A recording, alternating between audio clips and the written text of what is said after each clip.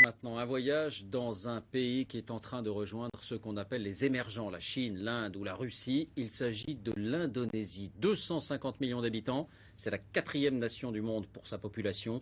Un géant donc qui est en train de s'éveiller, croissance de 6 ou 7% chaque année, et une mégalopole, Jakarta, où les fortunes se bâtissent en un temps record. Envoyés spéciaux Pierre Monégier, Nida Guinard. Rien ne semble pouvoir arrêter Jakarta. Longtemps dans l'ombre de Singapour et Bangkok, la capitale indonésienne est désormais la ville la plus dynamique d'Asie du Sud et le nouveau berceau des millionnaires asiatiques, comme Doni Pramono, 31 ans et déjà 8 millions d'euros de chiffre d'affaires. Tous les 2 ou 3 mois, un nouveau centre commercial sort de terre, rien que le long de cette route. D'ailleurs, cette route n'existait même pas il y a un an. En 2008, il crée Sursali, une chaîne de yaourts glacés. Portée par la croissance, 6% dans un pays de 250 millions d'habitants, le succès est fulgurant. Il dirige aujourd'hui 41 enseignes. Il y a un réservoir de population incroyable et des opportunités dans tous les secteurs. Avant, les gens n'avaient pas d'argent, maintenant ils ont les moyens. Il suffit de leur proposer n'importe quel nouveau produit pour qu'ils se jettent dessus. La classe moyenne indonésienne devrait doubler d'ici à 2020 pour atteindre 140 millions de consommateurs.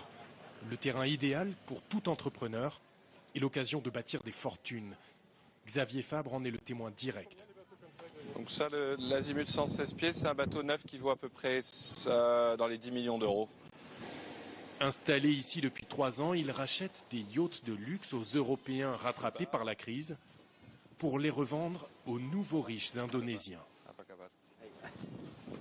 Le jacuzzi, évidemment. Toujours. J'ai vendu un bateau à un coiffeur qui a commencé il y a une dizaine d'années par monter un salon. Aujourd'hui, il a 250 salons, 10 écoles de coiffure.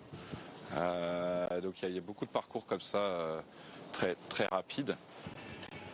Aujourd'hui, il a rendez-vous avec l'un de ses meilleurs clients, l'une des plus grandes fortunes du pays, le roi du téléphone portable, Hengki Setiawan.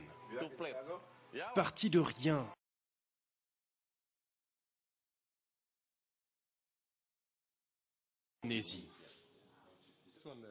ses passions ont suivi son ascension. Il a collectionné les vélos, les scooters, puis les voitures. Il en compte plus de 200. Celle-ci, c'est celle dans laquelle Sukarno, le premier président d'Indonésie, a emmené Marilyn Monroe en balade. Les yachts sont sa dernière folie. Il faut bien ça pour rejoindre son île privée. J'ai écrit un livre sur ma vie, de zéro à héros. On a ouvert en Malaisie, à Hong Kong il y a 3 semaines. Et maintenant on va s'attaquer à la Birmanie, l'Inde et l'Arabie Saoudite.